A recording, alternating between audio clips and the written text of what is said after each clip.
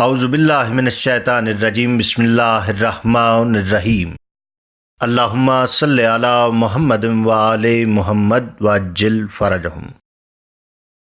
دنیا عرب کا نگینہ شہر مکہ ریتیلے صحراؤں کے بیچ کسی نخلستان کی طرح کھلا ہوا یہ چھوٹا سا شہر جزیرہ نما عرب کا دھڑکتا ہوا دل تھا۔ اس بے آب و گیاہ دھرتی کو مرکزیت اسی وقت حاصل ہو گئی تھی جب خدا کے اولی العزم نبی ابراہیم علیہ السلام کی چشم انتخاب نے اسے شرف عطا کیا تھا اور اسے اپنی پاک دامن زوجہ ہاجرہ اور شیر خوار بچے اسماعیل کا امین بنایا تھا۔ اس خشک اور ریتیلے صحرا نے ان کی تواضع اس طرح سے کی کہ ننھے بچے کے قدموں سے میٹھے پانی کا چشمہ ابل پڑا اور گرد و پیش شادابی اور ہریالی عام ہو گئی۔ قبیلوں نے اسے مسکن بنایا اور جیسے جیسے وہ ننھا بچہ پروان چڑھا اسے قبیلوں کا سردار مان لیا گیا۔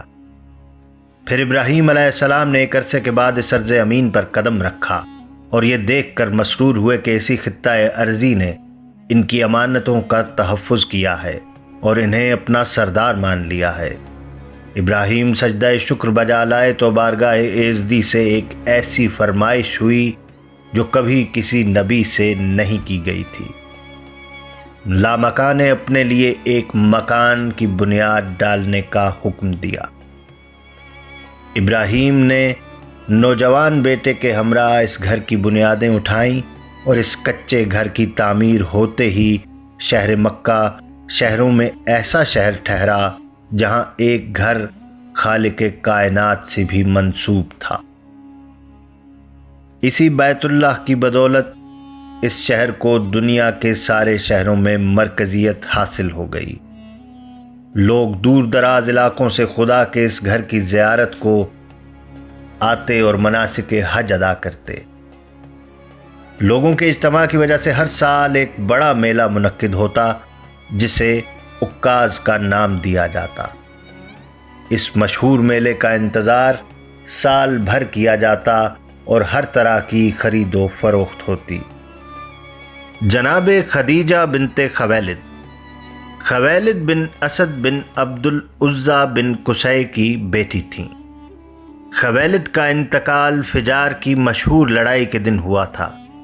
خدیجہ علیہ السلام کے چچا نوفل بن اسد اور عمرو بن اسد نے انہیں میراث میں ملنے والے روپیات تجارت میں لگا دیا اور دیانتداری سے ان کا حصہ محفوظ کرتے رہے۔ جب خدیجہ سن شعور کو پہنچیں تو انہوں نے اپنی خداداد صلاحیت اور حسن معاملہ سے تمام انتظام اپنے ہاتھ میں لے لیا اور بڑی کامیابی سے تجارت کرنے لگیں۔ ان کے کاروان تجارت سارا سال حرکت میں رہتے تھے۔ جب وہ سفر کرتیں تو بے شمار کنیزیں ان کے جلوں میں ہوتیں اور ریشمی زرنگار خیمے سونے کے کھونٹوں سے باندھے جاتے۔ ایک اندازے کے مطابق جناب خدیجۃ الکبریٰ کے پاس 80,000 اونٹ تھے جو ہر وقت سفر میں رہتے تھے اور اس کے علاوہ 400 غلام اور کنیزیں ہر وقت ان کے پاس ہوتی تھیں۔ بازار عکاظ عرب کا سب سے بڑا بازار جہاں دنیا بھر سے قافلے تجارت کی غرض سے آتے، خصوصاً حج کے موسم میں۔ وہاں پر جناب خدیجۃ الکبریٰ علیہ السلام جو کہ عرب کی ملکہ تجار تھیں، ان کی ہدایات کے مطابق قیمتوں کا تعین کیا جاتا۔ یہ مرتبہ جناب خدیجۃ الکبریٰ تھا۔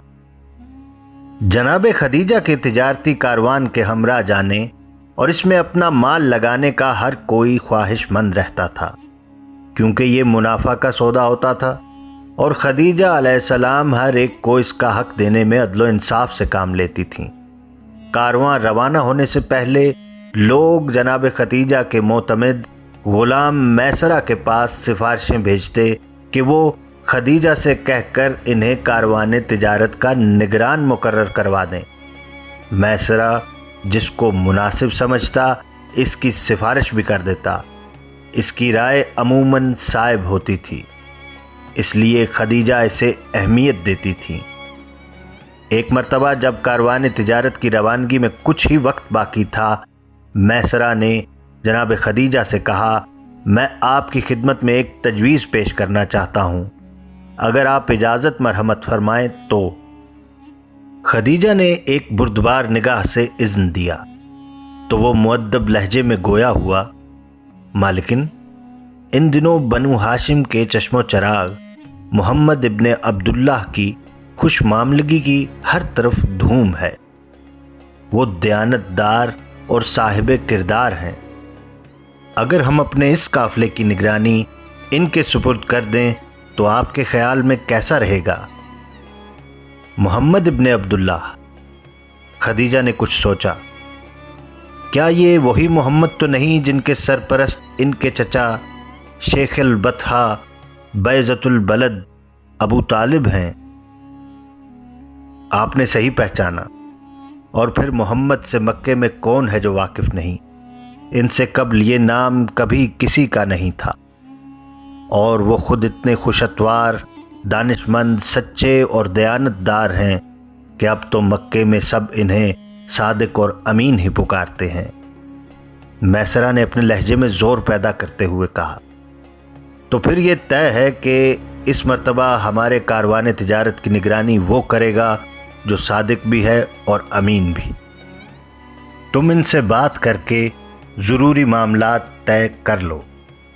خدیجہ نے اجازت دے دی۔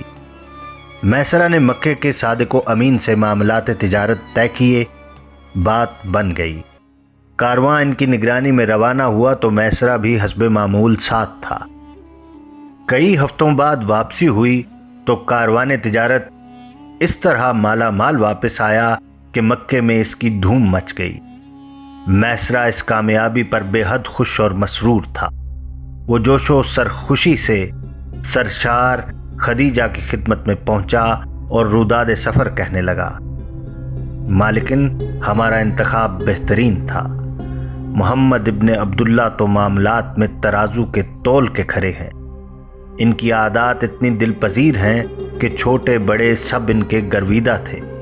انہوں نے سارے قافلے کو ایک بڑے کنبے میں ڈھال دیا تھا۔ تمام سفر میں کوئی اختلاف یا بدمزگی پیدا نہیں ہوئی۔ وہ تو غلام اور آقا میں کوئی فرق ہی روا نہیں رکھتے، سب کے ساتھ برابر کا سلوک کرتے ہیں۔ اس نے قدر توقف کیا، تھوڑا ہچکچایا اور پھر محتاط سے لہجے میں بولا، اس کے علاوہ بھی میں نے کچھ ایسی باتیں دیکھی ہیں جو کبھی ہمارے مشاہدے میں نہیں آئیں۔ خدیجہ علیہ السلام نے اس کی بات پر غور کیا اور بولی، ہاں کہو، ایسی کیا غیر معمولی باتیں ہیں؟ میں قسم کھا کر کہتا ہوں مالکہ کہ ان کے ہمراہ سفر کرنا ایک نہایت ہی خوشگوار تجربہ ہے۔ ہم جہاں جہاں سے گزرے سبزے شادابی اور نخلستانوں نے ہمارا استقبال کیا۔ راہ میں نہ کوئی بیمار ہوا، نہ کسی جانور نے اڑی کی۔ ہم جہاں اترے وہاں ایسی مہمان نوازی ہوئی کہ ہم حیران رہ گئے۔ ان کی وجہ سے صحراؤں کا سفر سیر گلستان ہو گیا تھا۔ میں نے ریگستانوں میں ابر کو موتی لٹاتے اور باد صبا کو اٹکیلیاں کرتے دیکھا ہے۔ تم تو شاعری کرنے لگے میسرہ، مبالغے سے کام مت لو۔ خدیجہ نے میسرہ کو ٹوکا۔ یہ شاعری نہیں، حقیقت ہے، بلکہ حقیقت سے کہیں کم ہے۔ مبالغے کی حدود تو بہت بعد میں شروع ہوتی ہیں۔ میرے پاس تو وہ الفاظ ہی نہیں کہ میں وہ سب بیان کروں جو میں نے دیکھا ہے۔ میسرہ نے عجز کا اظہار کیا۔ تو پھر ٹھیک ہے، اگر ہمیں محمد ابن عبداللہ جیسے بہترین نگران تجارت میسر آ گیا ہے تو ہمیں کسی اور طرف دیکھنے کی ضرورت نہیں۔ تم انہیں اس بات کی اطلاع دے دو کہ وہ مستقلاً ہمارے کاروانوں کے نگران ہوں گے۔ خدیجہ نے پروقار لہجے میں کہا، ملکۃ العرب، آپ کا فیصلہ بے حد دانش مندانہ ہے۔ میسرہ نے خوش ہو کر کہا، تم اسی وقت ان کے پاس چلے جاؤ اور ان کی جو بھی شرائط ہو ان پر معاملات طے کر لو۔ جناب محمد صلی اللہ علیہ وآلہ وسلم نے پیشکش قبول کر لی اور خدیجہ کے کاروان تجارت کی نگرانی کرنے لگے۔ ملکۃ العرب کے مال میں اور بھی وسعت و کشائش پیدا ہو گئی۔ ہر بار جب قافلہ واپس آتا تو ہمراہ جانے والے محمد ابن عبداللہ کے قصیدے کہتے ہوئے واپس آتے۔ ہر طرف انہی کا تذکرہ ہوتا، ہر زبان پر انہی کی مدح سنائی دیتی۔ کوئی ان کی خوش معاملگی کی تعریف کرتا، کوئی ان کے عمدہ اخلاق کی توصیف کرتا، کسی کو ان کی خوشگوار رفاقت یاد آتی۔ یہ غیر معمولی تذکرہ ہے شیریں خدیجہ کے لیے بھی انوکھے اور لائق التفات تھے۔ ایک مرتبہ خدیجہ کے چچیرے بھائی ورقہ بن نوفل ملنے کے لیے آئے۔ ان کا مرتبہ بلند تھا اور اہل مکہ میں احترام کی نگاہ سے دیکھے جاتے تھے۔ وہ خدیجہ کے خیر خواہ اور مخلص تھے اور اکثر خدیجہ پر زور دیتے کہ انہیں اپنی زندگی کے بارے میں کوئی فیصلہ جلد کر لینا چاہیے۔ جب بھی کوئی رئیس یا امیر خدیجہ کے لیے پیغام دیتا تو ورقہ ہی اسے خدیجہ تک پہنچاتے تھے، لیکن خدیجہ ہر پیام مسترد کر دیتی تھیں۔ اس روز بھی ورقہ نے پھر اسی موضوع گفتگو کو چھیڑا۔ خدیجہ، ہم سب اہل خاندان تمہاری جانب سے بہت فکر مند رہتے ہیں۔ اہل مکہ میں سے تقریباً سب ہی سرکردہ معزز رئیسوں نے تمہارے لیے پیغام دیا ہے، لیکن تم نے کسی جانب التفات نہیں کیا۔ کیا تمہیں اپنے مستقبل کی کوئی فکر نہیں؟ آخر تم کوئی فیصلہ کیوں نہیں کر لیتی؟ تمہاری عمر ان حدود سے آگے نکل گئی ہے جس میں لڑکیوں کی شادیاں عموماً ہو جانی چاہیے۔ یا آخی، میرے لیے کسی فیصلے پر پہنچنا مشکل ہی نہیں، ناممکن ہے۔ میں نے اوصاف و کردار کو معیار بنایا ہے اور وہ کہیں نظر نہیں آتا۔ ورقہ نے ایک معنی خیز مسکراہٹ کے ساتھ ان کی طرف دیکھا۔ خدیجہ، تم نے شاید غور سے دیکھا ہی نہیں ہے، ورنہ تمہارے تو آس پاس ہی وہ بلند معیار ہے جس سے برتر کا ادراک شعور انسانی سے ممکن ہی نہیں۔ ورقہ بولے، خدیجہ، پورے چاند کا روشن چہرہ ان کے جمال جہاں آرا کے سامنے ماند ہے۔ ان کا دل پذیر خلق دلوں کا تاجور ہے۔ ان کی عظمت کردار کا قصیدہ خواں ہر چھوٹا بڑا ہے۔ ورقہ نے توقف کیا تو خدیجہ کے اشتیاق میں وارفتگی کی آمیزش ہوئی، لیکن لبوں پر پاس حجاب نے اب بھی مہر خاموشی لگا رکھی تھی۔ ورقہ بھی خدیجہ کی کیفیت کو سمجھ رہے تھے۔ چند لمحے کی خاموشی کے بعد مناسب لفظ چنتے ہوئے بولے، وہ بہترین خاندان والوں کا فخر ہیں، وہ مکے کے اعلیٰ ترین گھرانے کا ناز ہیں۔ سید القریش عبد المطلب علیہ السلام نے تو انہیں محمد کا نام دیا تھا، لیکن ان کی بے مثال کردار اور بے نظیر اوصاف صادق اور امین جیسے القابات کی صورت میں ان کی پہچان بن گئے ہیں۔ خدیجہ، میری بہن، وہ ایک عرصے سے تمہارے کاروبار تجارت کے نگران ہیں۔ کیا وہ تمہارے بلند معیار کے حامل، تمہاری تلاش کا حصول اور تمہارے انتظار کا ثمر نہیں ہے؟ جناب خدیجہ کے دل نواز چہرے پر طمانینت ذوفشاں ہوئی۔ تصورات میں جھلکنے والے خد و خال کی تکمیل ہو گئی۔ قلب و نگاہ میں بسے ہوئے جلووں کو پہچان مل گئی۔ خدیجہ نے حیا کی گلابی نقاب ذرا سی سرکا کر محجوب لہجے میں اپنے دل کی بات کہہ دی۔ ورقہ بھائی، میرے پاس اقرار کے سوا کوئی لفظ نہیں۔ ورقہ مسرور ہوئے۔ خدیجہ، میں نے صحائف سلف میں جتنی بھی پیش گوئیاں دیکھی ہیں، محمد ان کی تصویر مجسم ہے۔ وعدہ کرو کہ ان کی زندگی میں شریک ہو کر تم ہمیں بھول تو نہیں جاؤ گی۔ جناب ورقہ نے فوراً ہی کچھ باعزت ذریعوں سے محمد ابن عبداللہ کے سرپرست سید القریش جناب ابو طالب علیہ السلام تک یہ پیغام پہنچوایا کہ خدیجہ کے خاندان والے ان سے قرابت داری کے رشتے استوار کرنے کے خواہاں ہیں۔ جناب ابو طالب علیہ السلام کو بھی یہ تجویز پسند آئی۔ عزیز ترین بھتیجے کے لیے ملکۃ العرب خدیجہ بنت خویلد سے بہتر لڑکی اور کون ہو سکتی تھی؟ جو رذالتوں اور قباحتوں کے دور میں بھی اپنی بلندی کردار کے سبب طاہرہ اور عذرا کہلاتی تھی، جس کے معنی در ناسفتہ کے ہیں۔ یہ لقب مادر عیسیٰ کے بعد خدیجہ علیہ السلام کے حصے میں آیا تھا، جو پاک باز کنواریوں کے لیے استعمال ہوتا تھا۔ جناب ابو طالب نے محمد صلی اللہ علیہ وآلہ وسلم کی رضامندی سے جناب خدیجہ کے سرپرست اور چچا عمر بن اسد سے ضروری بات چیت کی۔ انہوں نے اس قدر و منزلت کو دل و جان سے قبول کیا۔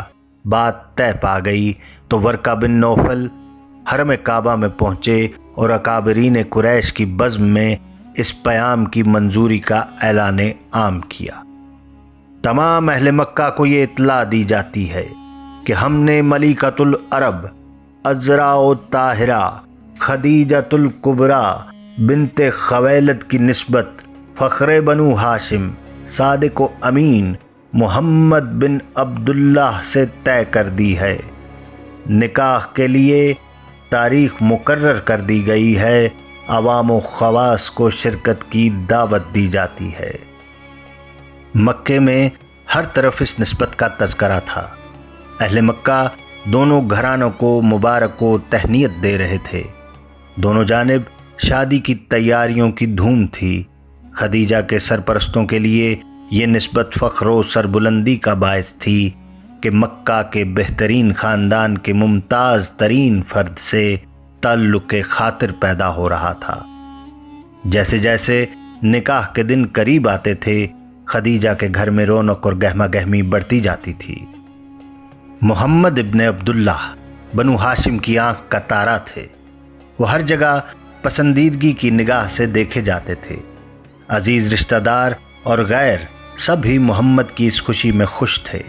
محمد صلی اللہ علیہ وآلہ وسلم کے چچا ابو طالب علیہ السلام اس شادی کے لیے خصوصی اہتمام کر رہے تھے۔ انہوں نے بڑی محبت و چاہت سے دلہن کے لیے بہترین تحائف خریدے تھے اور مہر کے لیے 20 اونٹ، 400 مسکال سونا اور 500 درہم نقد کا اہتمام بھی کیا تھا۔ جب ابو طالب علیہ السلام کے گھر سے محمد صلی اللہ علیہ وآلہ وسلم کی بارات چلی تو جوانان بنو ہاشم آبدار شمشیروں کو سجائے صفیں باندھے ساتھ ساتھ تھے۔ ان کی خوش الحان قصیدہ خوانی کی سرمدی صدائیں آمد بارات کی نوید بن کر بہت پہلے خدیجہ علیہ السلام کے عالی شان محل میں پہنچیں تو عورتیں اور بچے مکانوں کی چھتوں اور گلیوں میں کھڑے ہو کر اس شان و شکوہ کو خوشی اور مسرت سے دیکھنے لگے۔ ہر ایک زبان پر یہی الفاظ تھے کہ دولہا بنے ہوئے محمد ابن عبداللہ کے جمال جہاں آرا پر نگاہ نہیں ٹکتی اور خدیجہ کے دولہا کا روپ چاند کو شرماتا ہے۔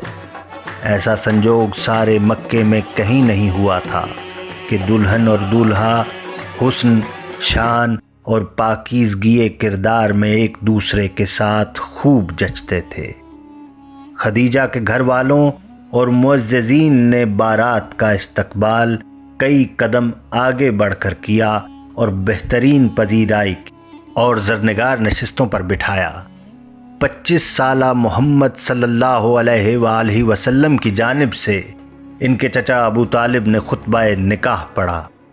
قادر الکلام ابو طالب کا فصیح لہجہ الفاظ و معنی کو دلکشی سے بہم آمیز کر کے فضائے مکہ میں گونجا تو عرش پر قدسی بھی جھوم اٹھے اور خدیجہ علیہ السلام کے خاندان والوں کے سر اسی اعزاز و اکرام پر فخر سے بلند ہو گئے۔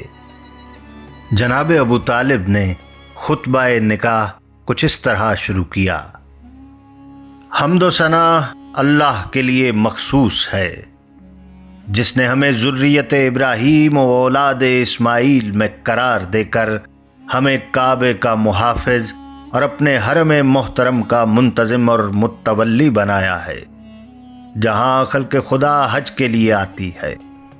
حاضرین، میرا بھتیجا محمد ابن عبداللہ وہ ہے جو ازروع کمال و شرف و امتیاز سب سے ممتاز ہے۔ اگرچہ یہ مال و دولت میں قدر کم ہے، لیکن مال کیا ہے؟ ڈھلتے ہوئے سائے اور ہوا میں اڑتے ہوئے پتوں کی طرح سے ہے۔ میری قرابت محمد کے ساتھ معروف ہے۔ میں نے محمد کا مہر اپنے مال سے ادا کر دیا ہے اور محمد خدیجہ کو نکاح میں لیتے ہیں۔ میں خدا کی قسم کھا کر کہتا ہوں کہ محمد صلی اللہ علیہ وآلہ وسلم کے لیے ایک عظیم و شان خوشخبری اور مفید ترین بشارت کا ظہور جلد ہونے والا ہے۔ ورقہ بن نوفل اٹھے اور خدیجہ کی طرف سے وکالت کے فرائض ادا کرتے ہوئے حاضرین سے مخاطب ہوئے۔ اے شیخ البطحاء سید القریش، آپ نے جن فضائل و کمالات کا تذکرہ کیا ہے وہ ایسے ہیں کہ جن کا انکار کوئی قبیلہ نہیں کر سکتا۔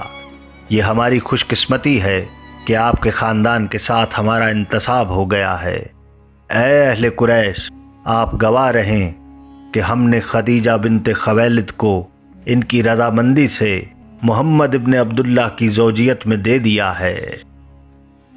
ان کے بعد عمرو بن اسد خدیجہ کے چچا کھڑے ہوئے اور ورقہ کے الفاظ کی تصدیق ان لفظوں میں کی کہ اے اہل قریش، آپ لوگ گواہ رہیں کہ ہم نے اپنی بھتیجی خدیجہ بنت خویلد کو اس کی رضامندی پر محمد ابن عبداللہ کے نکاح میں دے دیا ہے۔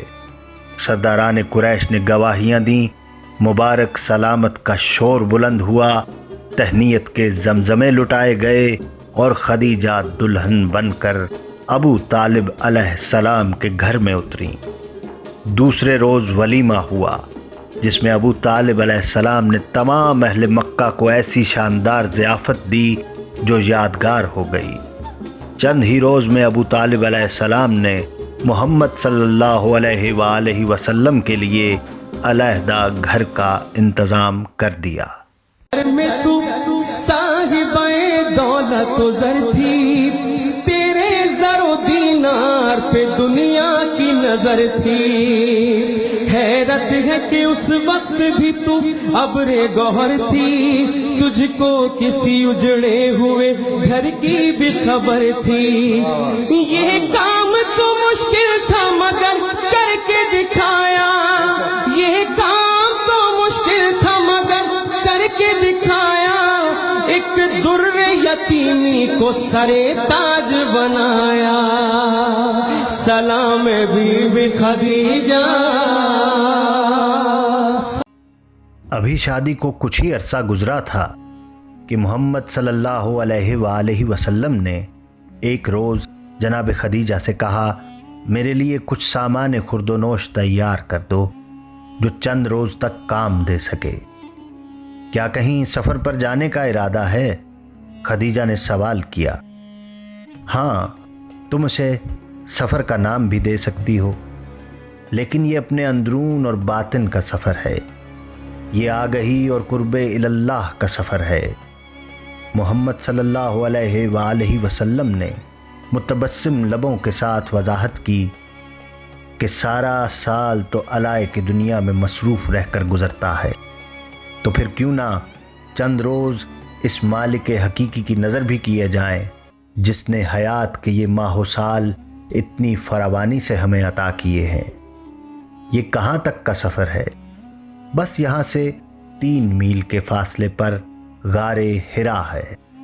میں وہیں مقیم ہوں گا اور اپنے شب و روز کو رجوع اللہ سے روشن کروں گا۔ جناب خدیجہ بولیں کہ میرا دھیان آپ کی جانب ہی لگا رہے گا، میرے پیش نگاہ تو آپ ہی رہیں گے۔ یہی سوچتی رہوں گی کہ آپ آرام سے تو ہیں، محفوظ و مامون ہیں، کچھ کھایا ہے یا نہیں۔ خدیجہ کا لہجہ محبتوں میں گندھا تھا۔ تم اطمینان رکھو خدیجہ، میں اللہ کی امان میں رہوں گا۔ مالک حقیقی کی پرستش میں میری راحت ہے، میری خوشی اس کی یاد ہے اور میری آسائش اس کے تصور میں وقت گزارنا ہے۔ محمد صلی اللہ علیہ وآلہ وسلم نے 2-3 ہفتے یا تقریباً مہینہ بھر غار حرا میں قیام کیا۔ جناب خدیجہ اور محمد صلی اللہ علیہ وآلہ وسلم کی زندگی کے بہترین آغاز کے بعد ساری منزلیں بلندی کی جانب محور سفر رہیں، اور 5 سال کا طویل عرصہ باد صبا کے نرم جھونکے کی مانند پلک جھپکتے میں گزر گیا۔ خدیجہ کی گود میں پہلا معصوم پھول کھلا، بنو ہاشم نے خوشیاں منائیں اور محمد صلی اللہ علیہ وآلہ وسلم بے حد مسرور ہوئے۔ بچے کا نام قاسم رکھا اور ناز و نام سے پرورش ہونے لگی۔ خدیجہ علیہ السلام کی ممتا آسودہ ہو گئی اور محمد صلی اللہ علیہ وآلہ وسلم اس کی نسبت سے ابو القاسم کہلوا کر خوشی محسوس کرتے۔ لیکن خوشی کا یہ مختصر سا زمانہ دائمی غم میں ڈھل گیا۔ مشیت ایزدی نے اپنا پھول واپس لے لیا اور خدیجہ علیہ السلام کی بھری گود سونی ہو گئی۔ غمزدہ خدیجہ کو یہ غم سہارنے میں محمد صلی اللہ علیہ وآلہ وسلم نے مدد دی۔ دونوں ایک دوسرے کی ڈھارس بن کر اللہ کی رضا میں راضی ہوئے۔ خدیجہ کی تنہائی اور محرومی کے خیال سے محمد نے اپنے سرپرست اور چچا ابو طالب علیہ السلام کے چھوٹے بیٹے علی کو گود لے لیا، جو کہ خانہ کعبہ میں پیدا ہوئے تھے۔ خدیجہ علیہ السلام کے آنگن میں علی کے آ جانے سے رونق ہو گئی۔ محمد صلی اللہ علیہ وآلہ وسلم بھی اپنا غم بھول گئے۔ خدیجہ علی کے وجود سے اپنی ممتا کی تسکین کر لیتیں اور انہیں اپنے بچوں کی طرح عزیز رکھتیں۔ انہی دنوں ایک اور غم انگیز خبر نے خدیجہ کی افسردگی کو اور بڑھا دیا۔ ان کی بہن حالہ بیوہ ہو گئیں۔ خدیجہ کی مہربان فطرت بہن کا غم گوارا نہیں کر سکی۔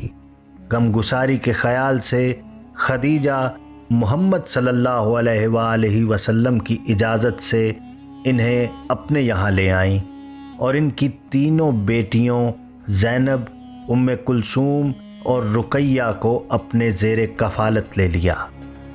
محمد صلی اللہ علیہ وآلہ وسلم کا خلق و کرم تو ضرب المثل تھا۔ انہوں نے بھی یتیم بچیوں کی دلجوئی میں کوئی کسر اٹھا نہیں رکھی، یہاں تک کہ ان تینوں بچیوں کو بنات محمد صلی اللہ علیہ وآلہ وسلم کے نام سے پکارا جانے لگا۔ قدرت نے خدیجہ کی گود میں ایک اور پھول ڈالا۔ محمد صلی اللہ علیہ وآلہ وسلم نے اس کا نام اپنے والد کے نام پر عبداللہ رکھا۔ اس سے طیب و طاہر بھی پکارا گیا، لیکن خدائے بزرگ و برتر کے فیصلوں میں ابھی امتحان اور آزمائش کے بھاری لفظ ہی لکھے ہوئے تھے۔ اس نے اپنی امانت واپس لے لی اور خدیجہ اپنی خالی آغوش کو آنسو بھری آنکھوں سے دیکھتی رہیں۔ محمد صلی اللہ علیہ وآلہ وسلم کی ہمراہی میں انہوں نے تسلیم و رضا اور صبر و استقلال کے آداب سیکھ لیے تھے۔ مشیت ایزدی کو خدیجہ نے پورے وقار سے سر آنکھوں پر رکھا اور کسی آنے والی دائمی خوشی کے انتظار میں چشمیں براہ ہو گئیں۔ خدیجہ کی زندگی کا حاصل محمد صلی اللہ علیہ وآلہ وسلم تھے۔ ان کی ہر خوشی خدیجہ کا ایمان بن گئی تھی۔ ان کی رضا کا حصول خدیجہ کا مقصد و منتہی تھا۔ وہ ان کے ہر فیصلے میں دل و جان سے شریک ہوتیں۔ ان کا تمام سرمایہ اب محمد صلی اللہ علیہ وآلہ وسلم کا سرمایہ تھا۔ مکے میں قحط پڑتا، کوئی قدرتی آفت آتی یا کوئی مصیبت میں گرفتار ہوتا تو اس کی نگاہیں اسی گھر کی جانب اٹھتیں۔ ضرورت مندوں کی آس اسی دہلیز سے بندھی رہتی۔ خدیجہ طمانیت میں ڈوب جاتیں اور ان کے روئیں روئیں میں فخر و انبساط کی کیفیت اترنے لگتی۔ وہ اپنے فیصلے پر ناز کرتیں اور ان کا متشکر دل شکر پروردگار سے لبریز ہو جاتا۔ رفاقتوں کے یہ شاداب زمانے جوئے نرم سیر کی طرح بہے چلے جاتے تھے کہ خدیجہ کے چھوٹے سے آنگن میں ایک نرالا دن اترا۔ اجالوں نے خدیجہ کے کچے گھر کو گھیر لیا، در و دیوار جگمگ کرنے لگے۔ خدیجہ ایک خوشگوار حیرت و انبساط سے اپنے چھوٹے سے گھر کو آپ سے آپ سجتے سنورتے دیکھ رہی تھیں کہ محمد صلی اللہ علیہ وآلہ وسلم گھر میں داخل ہوئے۔ خدیجہ کی حیرت شادمانی میں ڈھل گئی۔ وہ پھول سے کھلے دل کے ساتھ خندہ پیشانی سے استقبال کو آگے بڑھیں۔ دیکھا کہ محمد صلی اللہ علیہ وآلہ وسلم کے نورانی چہرے پہ ایسا نور ہے کہ نگاہ نہیں ٹکتی۔ ان کی آمد سے گھر میں بکھرے اجالوں میں جو زوفشانی ہوئی ہے وہ علیحدہ پہچانی جاتی ہے۔ خدیجہ کے لیے محمد کے ساتھ وابستگی ہمیشہ فخر کا باعث رہی تھی، لیکن آج تو اس رخ مبارک پر جلووں کی ایسی چکا چوند تھی کہ انہیں خود پر رشک آنے لگا۔ انہوں نے مسرور لہجے میں متبسم لبوں کے ساتھ محمد صلی اللہ علیہ وآلہ وسلم کو مخاطب کیا۔ آج فضاؤں کا رنگ ہی اور ہے، در و دیوار پر اجالوں کی بساط بچھی ہے، ہوائیں تحسین و مرحبا کہتی ہیں، آپ کے مبارک رخ انور سے ایک نور عظیم ساطع ہے، خورشید جہاں تاب جس کے سامنے ماند ہے۔ آپ خلاف معمول ہرا سے جلدی لوٹ آئے ہیں، کیا آج کے دن میں کوئی خاص بات ہے؟ محمد صلی اللہ علیہ وآلہ وسلم ایک بلاغت آمیز تبسم کے ساتھ گویا ہوئے، خدیجہ آج کے دن ہمارے لیے ہی نہیں کل جہانوں کے لیے بے حد مبارک دن ہے۔ میں ہرا سے ایک عظیم خوشخبری لے کر آیا ہوں۔ یہ نور جو آج میرے چہرے پر ہے کل سارے جہان میں پھیل جانے والا ہے۔ مجھے چادر اڑھا دو اور اطمینان سے میری بات سنو۔ تمہارے لیے وہ نوید ہے جس سے بنی نوع انسان میں تم سب سے پہلے مشرف ہوگی۔ مجھے اپنی خوش نصیبی پر ناز ہے۔ خدیجہ نے جگمگاتی ہوئی آنکھوں کے ساتھ محمد صلی اللہ علیہ وآلہ وسلم کی طرف دیکھا۔ آپ سے وابستگی میں خیر ہی خیر ہے، آپ سے تعلق کے خاطر ہی میرا شرف ہے۔ میں پروردگار کی حمد کرتی ہوں جس نے آپ کے توسط سے میری حیات کو زندہ و تابندہ کر دیا ہے۔ محمد صلی اللہ علیہ وآلہ وسلم نے چادر اوڑھی، خدیجہ مجسم اشتیاق ہو گئیں اور محمد کے حیات آخری لبوں سے خدا کے آخری دین کا اولین پیام سننے لگیں۔ حمد ہے اسی خدائے ذوالجلال کے لیے جس نے مجھے اپنے لافانی پیام کا امین بنایا ہے اور روح الامین کے ذریعے سے شرف تخاطب بخشا ہے۔ آج ہرا میں ذوفشانی انوار کا وفور تھا، آج نزول وحی کا پہلا باب شروع ہوا ہے، آج سے میرے عہد رسالت کا آغاز ہوتا ہے۔ تہنیت ہے آپ کے لیے، اللہ آپ کو یہ تاج سعادت مبارک کرے۔ میں کس زبان سے شکر پروردگار کروں کہ اس نے مجھے آپ کے مبارک نام سے وابستہ کر دیا ہے۔ میں پہلی وحی کو سننے کے لیے بے تاب و منتظر ہوں۔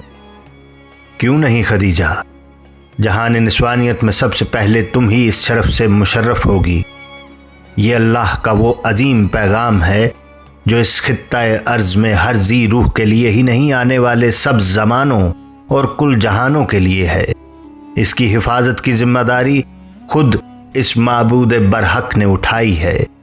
محمد صلی اللہ علیہ وآلہ وسلم نے آغاز وحی کی حیات آفرین کیفیات کو پر عظمت لہجے میں بیان کرنا شروع کیا۔ اے خدیجہ، آج جبریل امین کے ذریعے نزول وحی کا آغاز ہو گیا ہے۔ یہ خدائے عزوجل کا وہ لارائب کلام ہے جس کی نظیر لانے میں فصحا کی عقلیں عاجز ہوں گی۔ اس کی تاثیر سے سیاہ قلوب روشن ہوں گے۔ یہ علم و عرفان کا منبع ہے، اس میں ہر خشک و تر کا علم سمو دیا گیا ہے، اسی لیے اس کا آغاز ہی علم کا نشور و اشاعت ہے۔ جبریل امین نے یہ کلمات مجھ تک پہنچائے ہیں، پڑھیے اس خدا کے نام سے جس نے کائنات کو پیدا کیا، جس نے آدمی کو گوشت کے لوتھڑے سے پیدا کیا۔ پڑھیے کہ خدا کریم ہے وہ جس نے انسان کو قلم کے ذریعے علم سکھایا، وہ جس نے انسان کو وہ باتیں سکھائیں جو اسے معلوم نہ تھیں۔ خدیجہ کا دل عظمت و ہیبت کلام الہی سے بھر گیا۔ انہوں نے احترام سے سر جھکایا اور قلب کی گہرائیوں سے گویا ہوئیں۔ میں نے اس سے قبل ایسا کلام فصیح و بلیغ نہیں سنا۔ اس کی عظمت و جلالت اس کے کلام الہی ہونے پر دلیل ہے۔ میرے قلب میں اس کا سرور اور میری روح میں اس کی چاشنی گھلی جاتی ہے۔ میرا ایمان ہے کہ یہ کلام خدا ہے اور آپ اللہ کے رسول اور پیغمبر برحق ہیں۔ اسی لیے تو آپ کے قول کا نام صداقت اور آپ کے فعل کا نام امانت ہے۔ سارا مکہ آپ کو صادق و امین یوں ہی تو نہیں کہتا۔ محمد مسکرائے۔ اسی پیغام خداوندی نے ابلیس کو مایوس و نامراد کیا ہے کہ اب خدائے لم یزل کی پرستش کی جائے گی اور ابلیس کے لیے ابد تک لعنت و خواری ہے۔ جب وحی الہی کا نور پھیلا تو میں نے اس کی چیخ کی صدا سنی، خدیجہ اپنے ایمان و یقین کو اپنے لفظوں میں بہم آمیز کرو اور کلمہ طیبہ پڑھنے کی سعادت حاصل کرو۔ خدیجہ میرے ساتھ ان کلمات کو دہراؤ، کوئی خدا نہیں مگر ایک، اور محمد صلی اللہ علیہ وآلہ وسلم اس کے رسول ہیں۔ خدیجہ نے وفور یقین و اعتماد سے ان کلمات کو دہرایا اور بھیگی پلکوں کے ساتھ ان کی روح کو اپنے اندر اتار لیا۔ محمد صلی اللہ علیہ وآلہ وسلم نے مسرور لہجے میں نوید دی، خدیجہ تمہیں یہ شرف مبارک ہو کہ تم امت مسلمہ میں داخل ہونے والی پہلی فرد ہو۔ بے شک آپ کے دامن سے وابستگی میں سر بلندی و سرفرازی ہے۔ خدیجہ نے عقیدت مندی سے سر جھکایا۔ خدیجہ کی زندگی میں نئے دور کا آغاز ہوا۔ وہ اسی روز روشن میں ایک ایسے عظیم اعزاز سے ہمکنار ہوئیں جو دنیا کی کسی عورت کے حصے میں نہیں آیا تھا۔ بارگاہ خداوندی میں نورانی رابطوں کو کچھ اور جلا ملی۔ ایک عظیم ذمہ داری کو نبھانے کی ابتدا ہوئی۔ ایک جاویدانی جد و جہد کا آغاز ہوا۔ ابھی تک ان سرگرمیوں کو رازداری کے دائرے میں محدود رکھنے کا حکم تھا۔ خدیجہ بھی محمد کے ساتھ عبادت معبود میں شریک ہونے کی سعادت حاصل کرنے لگیں، جو بندگی کی معراج اور ذات احدیت کی بارگاہ میں رابطے اور رسائی کا وجد آفریں ذریعہ ہے۔ خدیجہ نے رسول اللہ صلی اللہ علیہ وآلہ وسلم سے عبادت کے قرینے سیکھے، بندگی کے آداب سے آگہی حاصل کی اور ان کی روشن پیشانی پر سجدے کا نورانی جھومر دمکنے لگا۔ رسول اللہ صلی اللہ علیہ وآلہ وسلم کے ساتھ ساتھ وہ بھی معبود حقیقی کی بارگاہ میں جھکنے لگیں اور اولین نمازوں کے خشوع و خضوع کو قلب و جان میں سمیٹنے لگیں۔ 3 سال تمام ہوئے تو حجاب ہائے راز کو اٹھا دینے کا حکم آیا۔ بارگاہ خداوندی سے نور رسالت کو عام کر دینے کا امر ہوا۔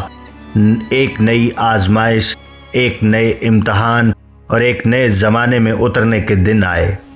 خدیجہ علیہ الصلاۃ والسلام کی چاہت اور یقین بھی رسول اللہ کے ہم قدم تھا۔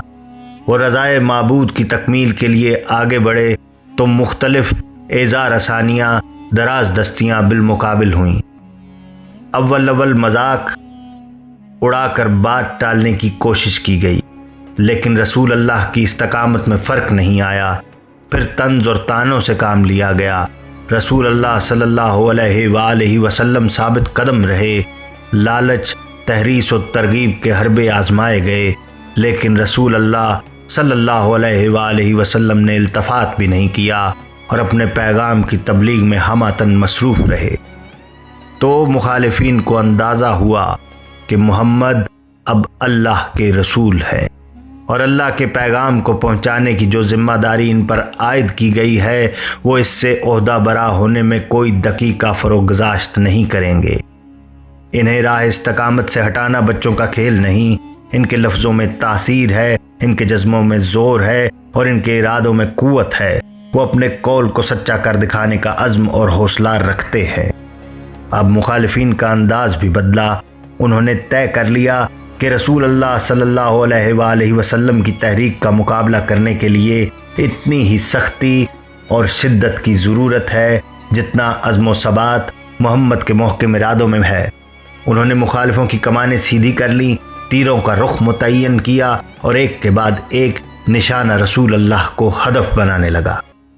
کوئی زبان درازی کرتا، کسی کی دریدہ دہنی نازیبا لفظوں تک پہنچتی، کوئی بیہودہ حرکتوں اور شور و غل سے رسول اللہ صلی اللہ علیہ وآلہ وسلم کے پیام کی طرف متوجہ سماعتوں کو الجھا دیتا، کوئی ساحر اور جادوگر کہتا اور کوئی دیوانہ اور مجنون کہہ کر مکے کے شریر بچوں کو پیچھے لگا دیتا۔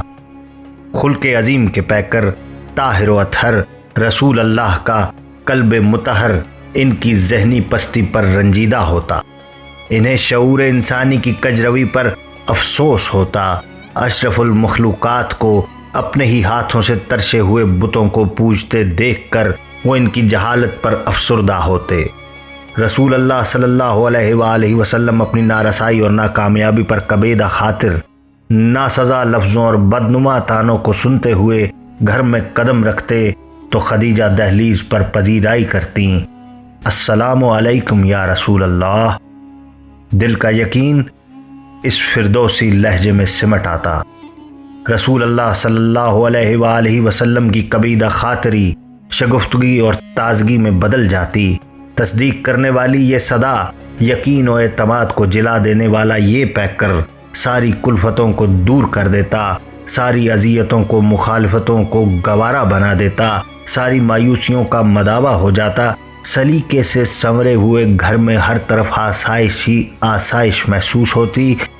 خدیجہ رسول اللہ صلی اللہ علیہ وآلہ وسلم کے نورانی چہرے پر لکھی ہوئی عارضی ناکامیوں کی تحریروں کی اذیت اپنے دل کی گہرائیوں میں محسوس کر کے دکھی ہو جاتی، لیکن اس کرب کی کوئی جھلک اپنے چہرے پر ظاہر نہیں ہونے دیتی، اور رسول اللہ صلی اللہ علیہ وآلہ وسلم کے قریب آ کر محبت اور عزم کی زبان میں کہتی، میرے ماں باپ آپ پر فدا ہوں یا رسول اللہ، آپ کا پیغام سچا اور آپ کے حوصلے چٹان ہیں، خدائے ذوالجلال کی تائید سے آپ ہی غالب ہوں گے، آنے والے زمانے آپ کے پیام سے روشن ہوں گے، میں آپ کے ساتھ ہوں، میرے دل میں آپ کی کامیابیوں کا یقین اور میرے لبوں پر آپ کے لیے دعائیں ہیں۔ رسول اللہ صلی اللہ علیہ وآلہ وسلم ان حوصلہ افزا لفظوں کی ڈھارس اپنے دل میں محفوظ کرتے، گھر کے در و دیوار کو سراپا عافیت و محبت میں ڈھلا دیکھتے تو مشقتوں کی ساری تھکن کافور ہو جاتی اور وہ اگلے دن کی جد و جہد کے لیے تر و تازہ ہو کر اپنے عافیت قدے سے سر بلندی کے ساتھ ایک نئے عزم کے ساتھ باہر نکلتے۔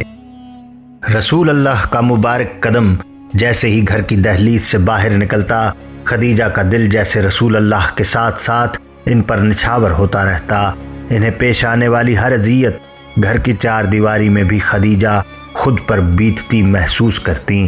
ہزاروں اندیشوں اور وسوسوں کے ساتھ خدیجہ دن بھر نباہ کرتیں، اور جب رسول اللہ صلی اللہ علیہ وآلہ وسلم کے گھر لوٹنے کا وقت ہوتا تو خدیجہ کی روح آنکھوں میں سمٹ آتی۔ یہ اندیشہ ان کی روئیں روئیں کو بیتابی میں ڈبو دیتا کہ نہ جانے رسول اللہ کس قیامت سے گزر کر گھر تک پہنچیں گے، نہ جانے دہلیز پار کرتے ہوئے ان کا قلب اطہر کن صدموں سے چور ہوگا، نہ جانے گھر لوٹتے ہوئے کون سی پریشانی ان کے ساتھ ساتھ چل رہی ہوگی۔ جذبوں کا یہ امتحان اور احساس کی یہ آزمائش وہ تنہا اپنی جان پر جھیل جاتی، اور جب رسول اللہ صلی اللہ علیہ وآلہ وسلم کے جلووں سے گھر آنگن سج جاتا تو خدیجہ کے لبوں پر ہمیشہ مسکراہٹ ہی ہوتی، وہ یقین اور ولولہ بن کر استقبال کرتیں، حوصلے اور محبت میں ڈھل کر اپنی شریک زندگی ہونے کا خوشگوار احساس دلاتیں، پیروں سے کانٹے چنتیں، زخموں پر مرہم رکھتیں اور دکھے ہوئے دل کا سہارا بنتیں۔ ان کے لبوں پر کبھی یہ لفظ آنا تو درکنار، دل میں کبھی یہ خیال بھی نہیں آیا کہ ان اذیتوں اور مصیبتوں سے نجات حاصل کرنے کے لیے رسول اللہ صلی اللہ علیہ وآلہ وسلم تبلیغ دین سے دستکش ہو جائیں۔ انہوں نے ہمیشہ ساتھ نبھانے میں فخر محسوس کیا، اپنی خوشی سے ہر مشکل گھڑی میں شریک رہتیں اور پورے وقار کے ساتھ اپنے فیصلے پر ناز کرتیں۔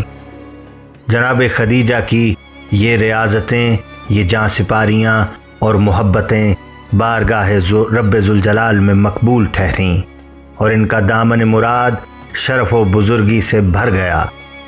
بعثت کے 5ویں سال میں ربیع الثانی کی 20 تاریخ کو خدیجہ سلام اللہ علیہا کی گود میں ایک باعظمت بچی نے آنکھیں کھولیں۔ سرزمین عرب جہاں بیٹی کی پیدائش ایک گالی بن چکی تھی، وہیں بیٹی کو گود میں لے کر جناب خدیجہ نے اسے رسول اللہ صلی اللہ علیہ وآلہ وسلم کے لیے باعث فخر و انبساط بنا دیا۔ یہ خدیجہ کے لیے ایک اور سعادت تھی۔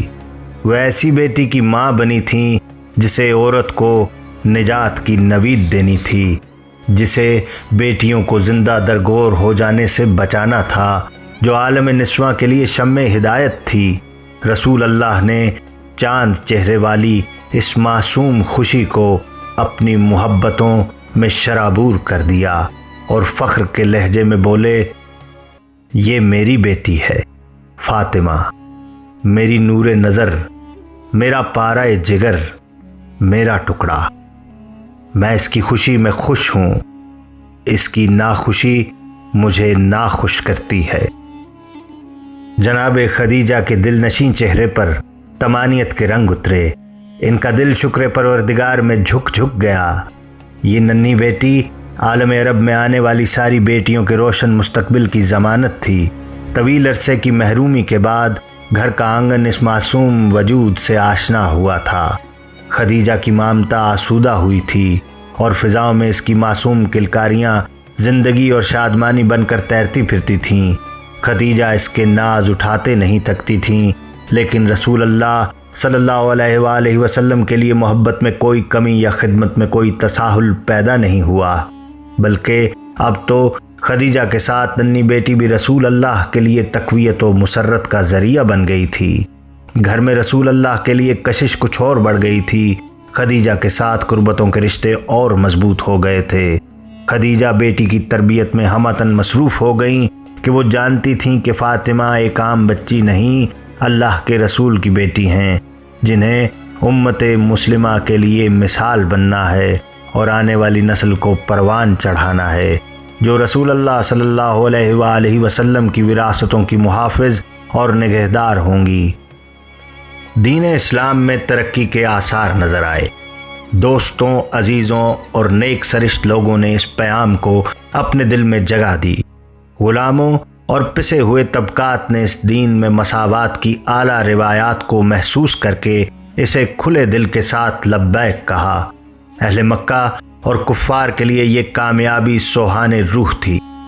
ان کا کسی پر بس نہ چلتا تو ان غلاموں اور کم حیثیت لوگوں کو نشانہ بناتے اور ظلم کی حد کر دیتے۔ رسول اللہ صلی اللہ علیہ وآلہ وسلم ان میں سے اکثر کو خرید کر آزاد کر دیتے، کسی کو پناہ دیتے، کسی کی مالی امداد کرتے تو کسی کے خاندان کی کفالت کرتے۔ جن لوگوں پر زیادہ عرصہ حیات تنگ ہو گیا تھا، انہیں کچھ مالی امداد دے کر رسول اللہ صلی اللہ علیہ وآلہ وسلم نے حبشہ کی جانب ہجرت کر جانے کی ترغیب دی، تاکہ اگر وہاں حالات سازگار ہوں تو دین اسلام کی اشاعت کے لیے ایک اور سرزمین میسر آ جائے۔ تحریک اسلام کی ترویج و اشاعت میں تمام تر مالی پشت پناہی خدیجہ کی دولت سے ہوئی، جو انہوں نے مکمل اعتماد اور رضامندی کے ساتھ ہم قدم زندگی کے پہلے ہی روز رسول اللہ صلی اللہ علیہ وآلہ وسلم کے قدموں پر نچھاور کر دی تھی۔ خدیجہ سلام اللہ علیہا نے لوگوں کے قرض کی بڑی بڑی رقوم اس شرط پر معاف کر دیں کہ وہ دین اسلام میں داخل ہو جائیں۔ خدیجہ اپنی خوشی اور آمادگی کے ساتھ رسول اللہ کے ہمراہ کھڑی اشاعت اسلام کی اس اولین جد و جہد میں ہر طرح سے حصہ دار رہیں۔ رسول اللہ کی کامیابی کا ہر دن قریش کی بدبختی بن کر طلوع ہوتا۔ جیسے جیسے کامیابی کے آثار نظر آتے، قریش کی نفرتوں میں اضافہ ہوتا، ان کی اظہار آسانیاں ترقی کرتیں اور ان کی پست ذہنیتیں نت نئے حربے استعمال کرتیں، لیکن انہیں براہ راست رسول اللہ پر وار کرنے کی جرت نہ ہوتی۔ رسول اللہ کے چچا ابو طالب علیہ السلام چٹان بن کر ان کے راستے میں کھڑے ہو جاتے۔ ان کے باطل ارادوں کے سامنے ڈھال بن جاتے، ان کا ہر وار انہی کی جانب پلٹ دیتے۔ یہ دیکھ کر انہوں نے ایکا کر لیا۔ نفرتوں کے نقاب پہن کر وہ دشمنی کے ہتھیار اٹھائے رسول اللہ کے خلاف صفارا ہو گئے۔ ایک روز کوئی کنیز دوڑتی ہوئی خدیجہ کے پاس آئی اور بدحواسی کے عالم میں گھبرائے ہوئے لہجے میں بولی، بی بی کچھ آپ نے سنا؟ ان بدبخت قریش والوں نے اب کیا ملی بھگت کی ہے؟ خدیجہ نے دل تھام لیا۔ ہر آنے والا دن کسی نہ کسی آزمائش کو دامن میں لے کر طلوع ہوتا تھا۔ نہ جانے آج کیا افتاد آن پڑی کہ اس کنیز کے چہرے کا رنگ اڑا ہوا تھا۔ خدیجہ نے اپنی دلی کیفیات اس پر آشکار کیے بغیر تحمل سے پوچھا، تم اتنی گھبرائی ہوئی کیوں ہو؟ بیٹھ کر اطمینان سے بات کرو۔ یہ تو قریش والوں کا معمول ہے کہ وہ دین اسلام کے خلاف کوئی نہ کوئی سازش کرتے ہی رہتے ہیں۔ تو کنیز بولی، مگر آج تو ابلیس نے انہیں نیا سبق پڑھایا ہے۔ ان سب نے اکٹھے ہو کر معاہدہ کر لیا ہے اور اس کی شرطیں کعبے میں آویزاں کر دی ہیں۔ جناب خدیجہ نے کہا، یہ کیسا معاہدہ ہے جس میں مکے کے معزز ترین قبیلے بنو ہاشم کو شامل نہیں کیا گیا؟ کنیز نے کہا، یہ معاہدہ تو ہے ہی بنو ہاشم کے خلاف۔ قریش والوں نے بنو ہاشم کے ساتھ سارے تعلق توڑ لیے ہیں، اقتصادی اور سماجی مقاطعے کا اعلان کر دیا ہے۔ کنیز نے تشویش سے بتلایا، کیا وہ اس طرح ہمارے رسول اللہ صلی اللہ علیہ وآلہ وسلم کو تبلیغ اسلام سے باز رکھنا چاہتے ہیں؟ خدیجہ نے ان کے فاسد ارادوں کو پہچانتے ہوئے کہا، نہیں، اس مرتبہ تو وہ حد سے بڑھ گئے ہیں۔ ان کی ماں ان کے ماتم میں بیٹھے۔ ان مردودوں کا مطالبہ ہے کہ بنو ہاشم خدا نخواستہ رسول اللہ کی پشت پناہی سے دستکش ہو جائیں اور رسول اللہ کو ان کے حوالے کر دیں۔ تو خدیجہ نے کہا، ان کے منہ میں خاک، ان کے باطل عزائم کو توڑنے والا پروردگار قادر مطلق ہے، اور بنو ہاشم میں ابھی اتنی غیرت و حمیت باقی ہے کہ وہ اپنے فخر و امتیاز کی حفاظت اپنی جان کی قیمت پر بھی کریں گے۔ کیا شیخ البطحا ام محترم کو بھی اس شیطانی معاہدے کی خبر ہوئی ہے؟ کنیز نے کہا، ہاں، کیوں نہیں، قریش والوں نے خود اس کی اطلاع سید القریش ابو طالب تک پہنچائی ہے۔ انہوں نے تمام بنو ہاشم کو اپنے مکان پر طلب کیا ہے۔ کنیز نے اطلاع دی، اللہ ام محترم کو سلامت رکھے، ان کے ہوتے ہوئے ہمیں کوئی فکر و تردد نہیں۔ تم دیکھنا اللہ کی مدد سے وہ دشمنوں کے فاسد ارادوں کو کس طرح سے باطل کرتے ہیں۔ خدیجہ نے عزم و یقین کے ساتھ کہا۔ خدیجہ کا کہا پورا ہوا۔ ابو طالب نے ان کا چیلنج قبول کر لیا اور بنو ہاشم کے ہمراہ رسول اللہ صلی اللہ علیہ وآلہ وسلم کو اپنی حفاظت میں لیے ہوئے اپنی آبائی زمین پر محصور ہو گئے، جو شیب ابی طالب کہلاتا تھا۔ یہ ایک پہاڑی درہ تھا، اس کے دونوں طرف دروازے تھے جنہیں بند کر لیا گیا۔ کفار نے درے کے دونوں طرف پہرے بٹھا دیے۔ قریش کے سرکردہ لوگ ہر طرف پھیل گئے اور عام اعلان کرنے لگے کہ بنو ہاشم کی خفیہ یا اعلانیہ امداد کرنے والے یا ان کے ساتھ کسی طرح کا کوئی لین دین کرنے والے کے جان و مال کی ذمہ داری خود اسی پر ہوگی۔ شیب ابی طالب کے دروازے کیا بند ہوئے، بنو ہاشم پر جیسے زندگی اور اس کی آسائشوں کے دروازے بند ہو گئے۔ اس اچانک افتاد کے سبب خوراک کی خاطر خواہ ذخیرے بھی موجود نہیں تھے۔ بھوک، افلاس اور فاقہ زدگی کے ساتھ خوف و ہراس، تذبذب اور اندیکھے خطرات کی اعصاب شکن کیفیتیں چاروں جانب سے یلغار کرنے لگیں۔ خدیجہ کے حوصلوں کی آزمائش ہونے لگی۔ ہر وقت رسول اللہ صلی اللہ علیہ وآلہ وسلم کی جانب سے دھڑکا لگا رہتا۔ دشمن کھل کر سامنے آ گئے تھے۔ اعلانیہ رسول اللہ کو حوالے کر دینے کا مطالبہ کرنے لگے تھے۔ کسی بھی وقت کوئی خطرہ یا مشکل درپیش آ سکتی تھی۔ ہر طلوع ہونے والا دن مشکلوں کے ہجوم میں زیادتی ہی دیکھتا تھا، اور چھا جانے والی تاریک رات سیاہ تفکرات سے آلودہ ہی ہوتی رہتی تھی۔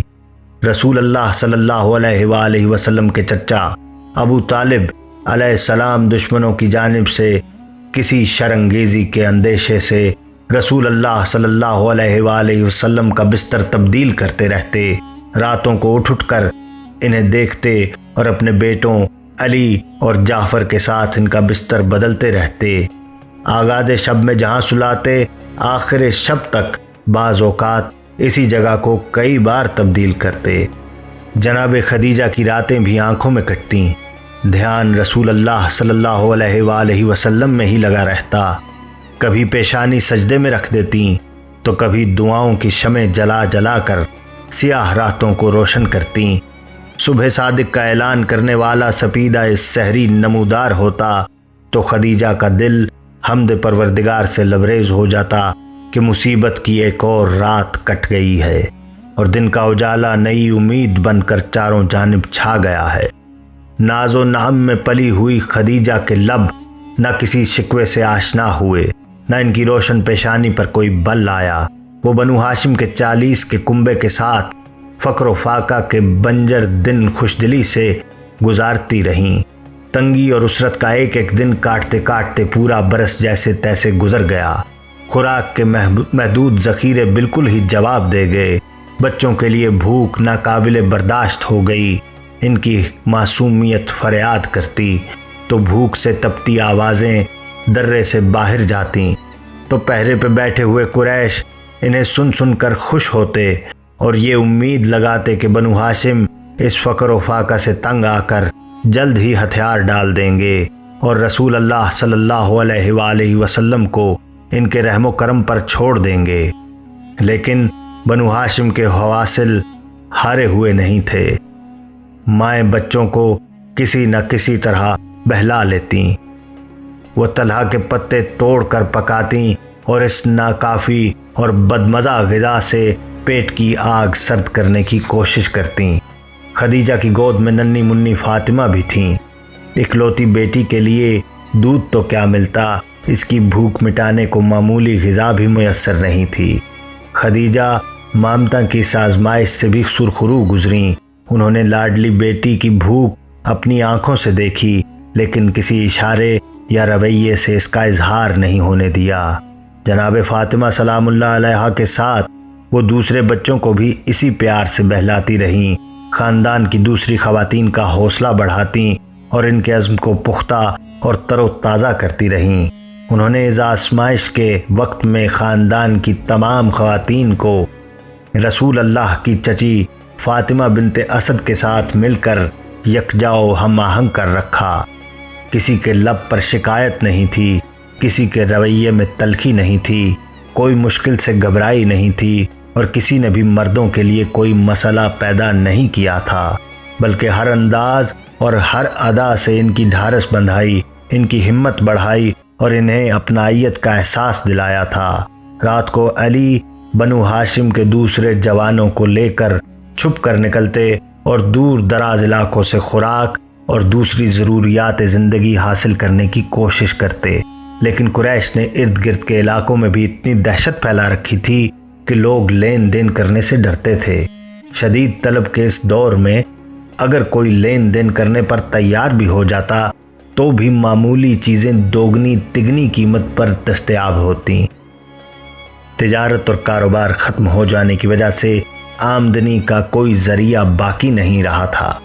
ملکۃ العرب خدیجہ کے خزانے اس دور کی سختیوں کو سہل بنانے میں مددگار ہونے لگے، لیکن خدیجہ کی روشن جبین پر شکن تک نہیں آئی۔ وہ فراخ دلی سے ان مشکل لمحوں میں آسانیاں پیدا کرنے کے لیے کوشاں رہیں۔ سختیوں سے بھرا ہوا ہر دن گزرے ہوئے دن پر بھاری تھا۔ ہر روز مشکلات اور اذیتوں میں اضافہ ہی ہوتا تھا، لیکن بنو ہاشم ان سب مشکلوں اور مخالفتوں کے مقابل ایسی سیسا پلائی ہوئی دیوار تھے جس میں کوئی دراڑ نہیں تھی۔ رسول اللہ صلی اللہ علیہ وآلہ وسلم کی جانب سے فکر و تردد، فاقوں کی سختی اور مشکلات نے خدیجہ کے دلاویز چہرے کو زرد کر دیا۔ دن پر دن گزرے اور سختیوں کا یہ موسم 3 سال پر محیط ہو گیا۔ مسلسل پریشانی اور اعصاب شکن حالات نے خدیجہ کی صحت کو چاٹ لیا۔ ان کی طبیعت گری گری سی رہنے لگی، لیکن انہوں نے کسی پر اپنی پریشانیوں کو ظاہر نہیں کیا اور ہر آن رسول اللہ صلی اللہ علیہ وآلہ وسلم کو شریک زندگی ہونے کا احساس دلاتی رہیں۔ انہوں نے کبھی اشارتاً اپنی صحت کی خرابی کا کسی سے کوئی تذکرہ نہیں کیا۔ اپنی حالت کو چھپا کر وہ دوسروں کی فکر کرتی رہیں۔ عذاب کے یہ 3 سال 3 صدیوں کی مانند گزر رہے تھے کہ ایک روز کوئی کنیز امید سے دمکتا چہرہ لے کر جناب خدیجہ کی خدمت میں آئی۔ بی بی، کچھ آپ کو علم ہوا کہ سید القریش ابو طالب علیہ السلام خیر سے قریش والوں کے ساتھ معاملہ کرنے گئے ہیں۔ اللہ انہیں کامیاب واپس لائے اور مشرکوں کے ارادے باطل ہوں۔ خدیجہ سلام اللہ علیہا مسکرائیں۔ ہاں، میں اس خبر کو جانتی ہوں جو وحی الہی کے ذریعے ہمارے رسول اللہ تک پہنچی ہے۔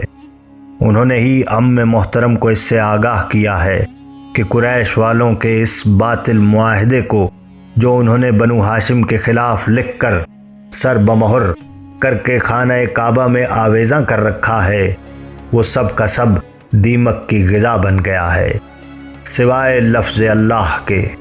بے شک وہ اپنے بابرکت نام کی حفاظت کرنے والا ہے اور اس کا رسول صادق القول اور امین ہے۔ مجھے تو ان کوتاہ بین اور بدنہاد لوگوں کی طرف سے فکر لگی ہوئی ہے، نہ جانے وہ شیخ بطحا بیضۃ البلد ابو طالب علیہ السلام سے کس طرح معاملات طے کرتے ہیں۔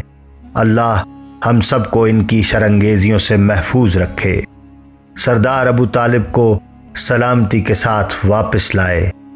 کنیز نے متفکر لہجے میں کہا، محترم معاملہ فہمی میں اپنا ثانی نہیں رکھتے، وہ سید القریش ہیں، ان مشرکوں کی کیا ہمت کہ ان سے آنکھ اٹھا کر بات کر سکیں۔ وہ انشاءاللہ ہمارے لیے اچھی خبر لے کر آئیں گے۔ لفظ ابھی خدیجہ کے لبوں پر ہی تھے کہ درے میں دھوم مچ گئی۔ ابو طالب علیہ السلام قریش مکہ کے ساتھ بات چیت کے بعد واپس آ گئے تھے۔ سب ہی اس طرف لپکے کہ حالات سے آگاہی حاصل ہو۔ ابو طالب کے روشن چہرے پر فتح مندی کی چمک تھی۔ انہوں نے بردباری سے بےتاب آنکھوں اور منتظر سماعتوں کو مخاطب کیا اور کہا، اللہ نے ان کے چہروں پر شکست کی کالک مل دی ہے۔ قدرت خداوندی نے انہیں ندامتوں میں ڈبو دیا ہے۔ ہم نے جب انہیں بتایا کہ ہمارے بھتیجے نے خبر دی ہے کہ ان کے وہ باطل دستاویز دیمک نے چاٹ لی ہے، صرف اس میں اللہ کا نام ہی باقی ہے جو ہمیشہ باقی رہنے والا ہے، تو انہوں نے مہر توڑی، سوائے اس میں اللہ کے ان کی دستاویز خاک ہو چکی تھی۔ ان کے سر ندامت سے جھکنے لگے تو ہم نے پکار کر کہا، بے شک ہمارے بھتیجے محمد صلی اللہ علیہ وآلہ وسلم نے درست خبر دی ہے اور یہ ثابت ہو گیا ہے کہ وہ سچا ہے۔ اب تم لوگوں سے مقاطع ہونا چاہیے۔ آخر تم لوگ ہمیں کس جرم کی پاداش میں محصور رکھے ہوئے ہو؟ ہوش میں آ جاؤ اور اللہ سے ڈرو اور یاد رکھو کہ جب تک ایک ہاشمی بھی زندہ ہے، محمد صلی اللہ علیہ وآلہ وسلم کو تمہارے حوالے نہیں کیا جائے گا۔ جب تک میرے دم میں دم ہے، تمہارے باطل ارادے محمد صلی اللہ علیہ وآلہ وسلم کو چھو بھی نہیں سکتے۔ ان میں پھوٹ پڑ گئی ہے، وہ بحث و تکرار میں الجھے ہوئے ہیں۔ اب ان کا یہ اتحاد زیادہ دیر قائم نہیں رہ سکتا۔ ابو طالب ابھی اپنی بات مکمل نہیں کر پائے تھے کہ درے کے دروازے پر قریش والوں کی پکار سنائی دینے لگی، اے بنو ہاشم، بس اب اس معاہدے کو ختم سمجھو اور چل کر آزادانہ اپنے اپنے گھروں میں رہو۔ جس طرح معاہدے کی شرائط کو دیمک نے چاٹ لیا ہے، اسی طرح ہم نے بھی اس معاہدے سے ہاتھ اٹھا لیا ہے۔ شیب ابی طالب میں 3 سال سے محصور فاقہ زدہ بنو ہاشم کو فتح مندی کی اس خبر نے نئی زندگی دے دی۔ ہر طرف خوشی کی لہر دوڑ گئی۔ ابو طالب نے رسول اللہ کو گلے سے لگا لیا اور محبت سے چھلکتے ہوئے لہجے میں بولے، میرے روشن چہرہ بیٹے، تو نے غلط بات کبھی کہی ہی نہیں۔ تیری صداقت نے اس ظالمانہ محاصرے کے بند توڑ دیے ہیں۔ بلا شبہ تو بچپن سے ہی صادق و صدیق ہے۔ خدیجہ سلام اللہ علیہا کا دل اطمینان سے بھر گیا۔ وہ سجدہ شکر میں جھک گئیں۔ ننھی فاطمہ سلام اللہ علیہا کو گود میں لیے ہوئے وہ بنو ہاشم کے ساتھ فخر و فیروز مندی کے ساتھ اپنے گھر کی جنت میں پھر چلی آئیں۔ شیب ابی طالب میں مقاطع کی سختیوں کے تسلسل اور قوت برداشت کے امتحان نے خدیجہ کو نیم جان کر دیا۔ ان کی طبیعت خراب رہنے لگی، لیکن وہ اپنی تکلیف کے احساس کو بھلا کر کبھی ننھی منی 6 سالہ جناب فاطمہ علیہ السلام کی طرف دیکھتیں اور کبھی محبوب شوہر کی تنہائی کا خیال آتا۔ ان کی سختیوں، مشکلوں اور مخالفتوں کا احساس پریشان کر دیتا، جن میں وہ اپنے پورے جذبوں کے ساتھ شریک رہتی تھیں، تو ان کے دل کو اطمینان اور روح کو سکون ملتا تھا۔ وہ رسول اللہ صلی اللہ علیہ وآلہ وسلم کی جد و جہد میں بدل و جان شریک رہنا چاہتی تھیں، لیکن مشیت ایزدی کا تقاضا کچھ اور تھا، جس کے سامنے سر تسلیم خم کرنا ہی بندگی کی شان تھی۔ وہ زندگی کے تقریباً 53 بہاریں دیکھ چکی تھیں۔ آنے والی مفارقت دائمی کا اندازہ قرائن سے ہو رہا تھا۔ کچھ سوچ کر انہوں نے فاطمہ کو قریب بلایا، جو اس چھوٹی سی عمر میں بڑوں کی مانند دانش مند اور بردبار تھیں۔ چند لمحے بیٹی کی نورانی چہرے کی جانب حسرت سے دیکھتی رہیں، چاند سی پیشانی پر بوسہ دیا اور ممتا بھرے لہجے میں بولیں، جان مادر، تم رسول اللہ صلی اللہ علیہ وآلہ وسلم کی بیٹی ہو۔ تم عام لڑکیوں سے مختلف، برتر اور ممتاز ہو۔ تمہارے بابا رسول اللہ صلی اللہ علیہ وآلہ وسلم نے مجھے تمہارے مقام اور شرف سے آگاہ کیا ہے۔ مجھے فخر ہے کہ میری بیٹی خاتون جنت اور تمام جہانوں کی عورتوں کی سردار ہے۔ دیکھو بیٹی، میں اب جو بات تم سے کہنے والی ہوں، اسے حوصلے سے سننا اور اسے اسی طرح اپنے بابا تک پہنچا دینا۔ میری جان، تمہیں اپنے دل کو مضبوط بنانا ہے اور حالات کو وقار و سربلندی سے جھیلنا ہے۔ مادر گرامی، میں آپ کی بیٹی ہوں۔ آپ کا اصرار اور جرت مندی مجھے ورثے میں ملی ہے۔ آپ فرمائیے، میں آپ کا پیام بابا جان تک ضرور پہنچاؤں گی۔ فاطمہ سلام اللہ علیہا نے مؤدب لہجے میں جواب دیا۔ جناب خدیجہ بولیں، بیٹی، ہر ذی روح کو ایک نہ ایک دن موت کا مزہ چکھنا ہے اور دائمی اجل کو لبیک کہنا ہے، لیکن اس کے بارے میں کوئی کچھ نہیں جانتا کہ وہ کب اور کس وقت دروازے پر دستک دے دے۔ اسی لیے اللہ تعالیٰ نے وصیت کرنے کا حکم دیا ہے۔ بیٹی، تم اسے میری وصیت سمجھو اور اپنے بابا رسول اللہ صلی اللہ علیہ وآلہ وسلم تک میری یہ التجا پہنچا دو کہ وہ مجھے اپنی چادر کا کفن دیں، وہ چادر جو بوقت نزول وحی ان کے دوش مبارک پر تھی۔ میں رسول اللہ صلی اللہ علیہ وآلہ وسلم کی رحمت و برکت میں ملبوس رہنا چاہتی ہوں اور ان کی خیر و برکت سے اپنی تربت کو روشن رکھنا چاہتی ہوں۔ اپنے بابا سے کہنا کہ وہ میری عقیدتوں کو اکرام عطا کریں اور مجھے اس شرف سے مشرف فرما دیں۔ خدیجہ کا لہجہ بھیگ گیا۔ فاطمہ کی دلکش آنکھیں آنسوؤں سے بھر گئیں، لیکن انہوں نے صبر اور حوصلے سے ان آنسوؤں کو بہہ جانے سے روک لیا اور تعظیم و محبت سے سر جھکا کر بولیں، مادر گرامی، آپ خاطر جمع رکھیں، میں آپ کا پیام بابا جان تک ضرور پہنچا دوں گی۔ رسول اللہ صلی اللہ علیہ وآلہ وسلم نے سنا تو اداسیوں میں گھر گئے، لیکن بیٹی کی نازک دل کے خیال سے اپنا غم ظاہر کیے بغیر اپنی چادر فاطمہ کو دیتے ہوئے بولے، جان پدر، یہ لو میری چادر، اور ابھی جا کر اپنی ماں کو دے دو تاکہ اس کا دل مطمئن ہو جائے۔ فاطمہ چادر لے کر خدیجہ کے پاس چلی گئیں تو امین وحی جبرائیل امین اترے اور رسول اللہ تک پیام الہی پہنچایا۔ اے محبوب کبریا، اللہ بعد السلام فرماتا ہے کہ خدیجہ نے جو کچھ اس کے پاس تھا میری راہ میں قربان کر دیا۔ اب میں خود اسے لبادہ کرم سے نوازوں گا۔ خدیجہ کے لیے بہشت سے پاک و پاکیزہ کفن مہیا کیا جائے گا۔ رسول اللہ صلی اللہ علیہ وآلہ وسلم کے بے چین دل کو تسکین ہوئی۔ انہوں نے خالق کائنات کے اس لطف عمیم سے خدیجہ سلام اللہ علیہا کو آگاہ کیا تو ان کا دل بھی بڑھ گیا۔ دونوں کے لیے معبود حقیقی کی رضا میں راضی رہنا ہی تسکین خاطر کا سبب تھا۔ دونوں نے مفارقت دائمی کو پورے وقار اور صبر و رضا سے جھیل لیا۔ خدیجہ رسول اللہ کی رحمت میں لپٹیں بارگاہ خداوندی میں حاضر ہو گئیں اور اپنے پیچھے مفارقت کی کڑی دھوپ چھوڑ گئیں۔ فاطمہ غم و اندوہ میں ڈوبی رسول اللہ کے سینے سے لگ گئیں اور آنسوؤں اور ہچکیوں کے درمیان بولیں، بابا جان کہاں ہے میری مادر گرامی؟